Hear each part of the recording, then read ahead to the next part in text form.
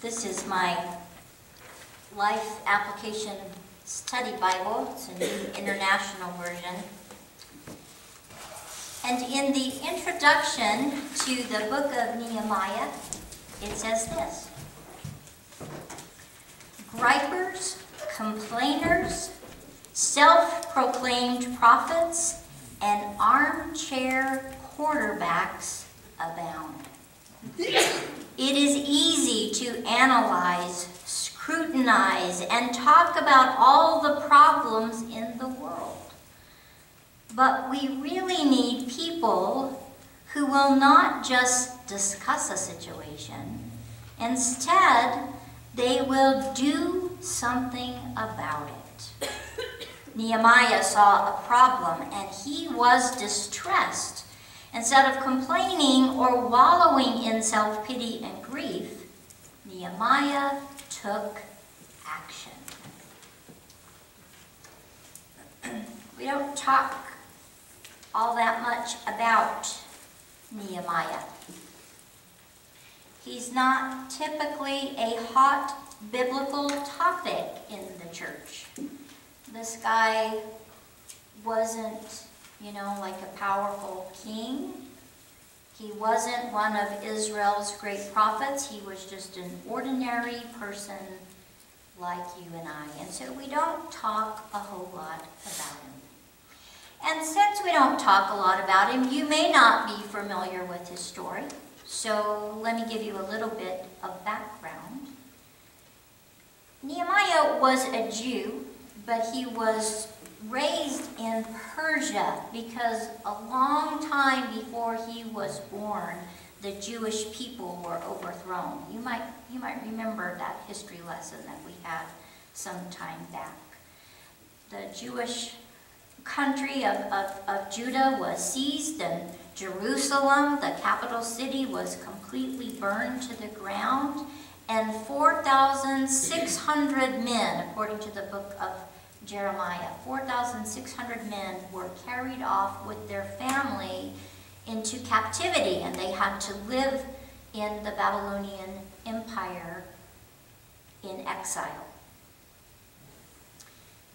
Well, 70 years after that happened, Persia conquered Babylon. And many of those exiled Jews were able to go home. Now, a whole generation of people had died in that time period, right? So those who returned to Judah never really actually lived there. But they were able to go back, or to go for the first time to Judah, and to build up that country, to rebuild the city of Jerusalem, and to rebuild the temple of God that was located there. There were a lot of Jews, though, that stayed where they were. That's what happened with Nehemiah's family. They stayed in what was then the territory of Persia. In fact, Nehemiah was employed, or he was a servant of the Persian king. But even though he had never lived in Judah, he still loved it. It was the homeland of his people, and so he held it in very high regard. And that's why when he found out that the protective wall around the city of Jerusalem had never been rebuilt, he was very distressed. Because you see, it meant that the holy city was wide open to attack. It was vulnerable on every single side to marauders and armies and all kinds of mayhem. But as you heard me read from my study Bible, instead of complaining about that, instead of wallowing in self-pity and grief about that, Nehemiah decided to take action. He prayed for God to use him in this very troubling situation. And if you don't remember anything else about him, I hope that you will remember that. Because it's actually true, church. It's actually true. Too many of us are gripers and complainers. It's just far too easy to analyze and scrutinize and talk about our problems, but we don't often put ourselves into a position to do anything about them. You know, when I find myself complaining more than doing, I have to remember that every single Sunday morning, I pray the exact same prayer to God. Thy kingdom come, thy will be done on earth as is in heaven. And if that's my fervent hope, then I need to be a willing vessel, right? I need to be a vessel through which God's kingdom is built up on earth. I need to be a vessel for that kingdom to come into the world and to come into my life. Nehemiah was a vessel. Now, that's not to say that he wasn't frightened about what lay in front of him. He was a little trepidatious about it. He was trepidatious about confronting the king with the problem. And so Nehemiah did what we see him do all throughout his story. His book is peppered with prayer. Nehemiah prayed for courage to do what he felt like needed to be done. He prayed for courage to plead with the Persian king to allow him to go to Jerusalem, and the king let him go. So he made his way to the capital city, and he laid out a plan for the construction of the wall. He organized his countrymen, and in just 52 days, they had rebuilt the entire length of the wall all the way around the city of Jerusalem. Now, during those 52 days, Nehemiah and his men were in constant danger. They had to work with their tools in one hand and a weapon in the other hand in order to protect themselves and protect the portion of the wall that they were working on.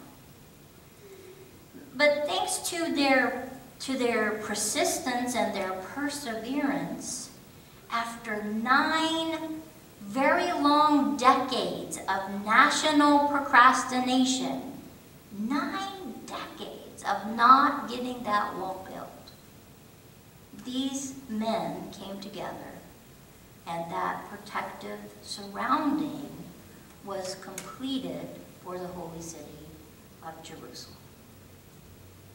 Pretty big deal, right? Pretty big deal. And so in honor of that occasion, people from all over Judah gathered to celebrate and to hear the reading of their sacred law.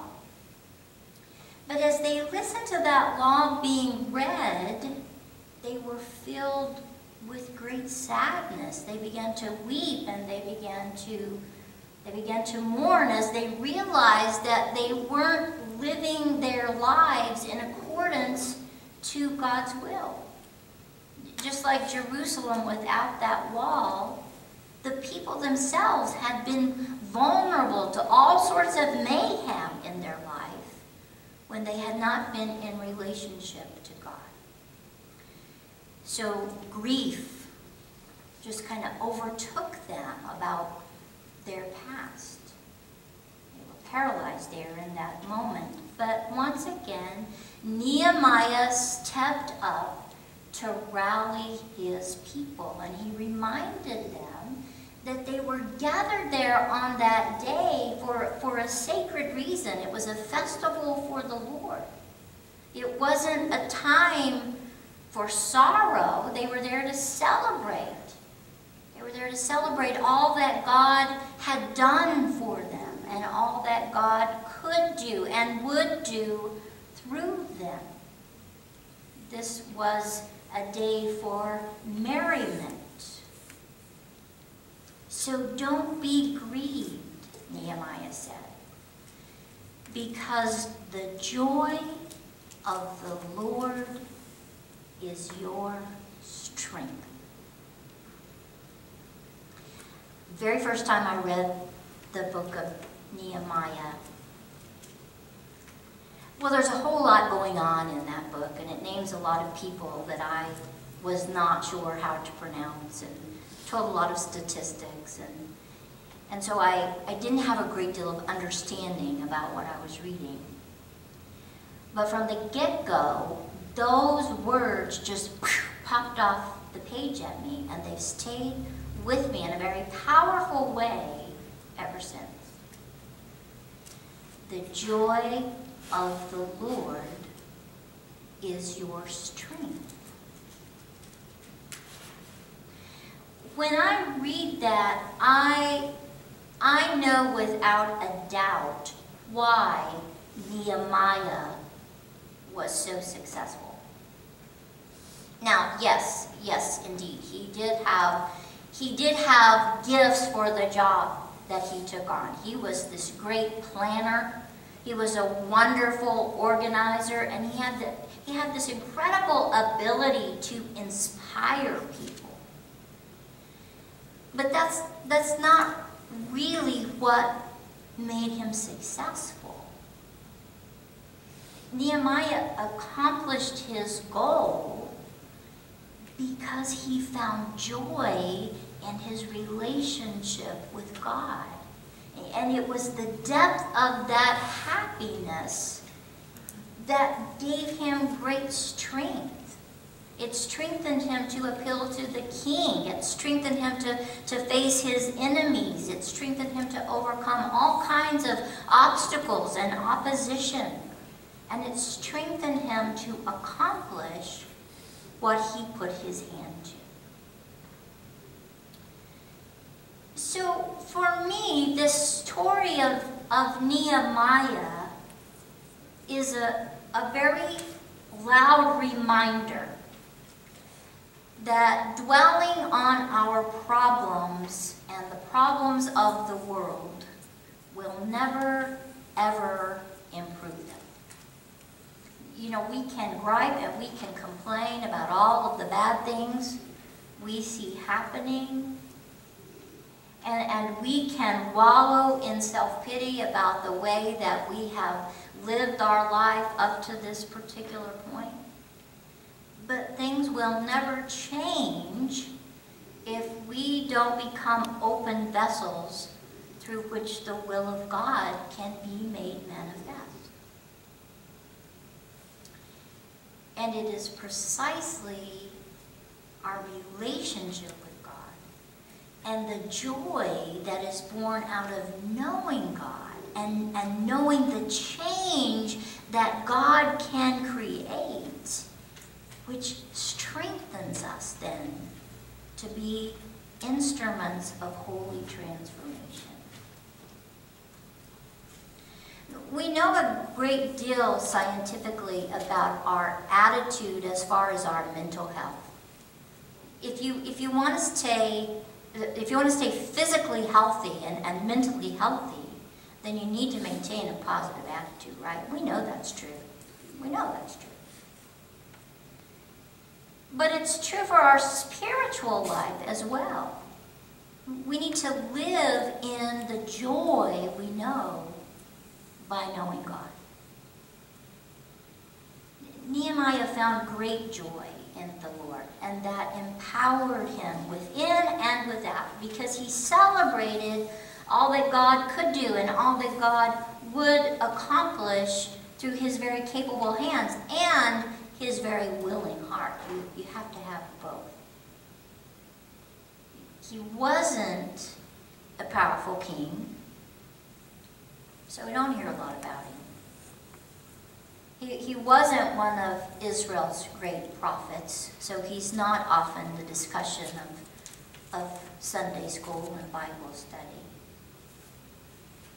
Nehemiah was just an ordinary person, like each of us is an ordinary person, but it was his relationship to God that made him extraordinary. And just like Nehemiah, within each of us very ordinary people, there is this great potential for personal and for corporate or worldly change. Through our relationship with God, we come to know divine love and unexplainable peace and a holy bliss that empowers us to build the kingdom. When we rejoice in the Lord, we reveal God's will on earth, just as it is revealed in heaven. It's revealed in us as we are changed by God's grace working in our lives. And it's revealed through us as our changed lives then work to change the world. So as I studied Nehemiah this week, I began to pray that we as a church body would take to heart Nehemiah's very active response. And my hope for us is that when we sit around wishing things would be better, that our joy in the Lord will propel us to bring about what is the very best. May our capable hands always be accompanied by a very willing heart. And may our ordinary personhood accomplish extraordinary success through our joy in the love of God, who is our only Savior. Amen and amen.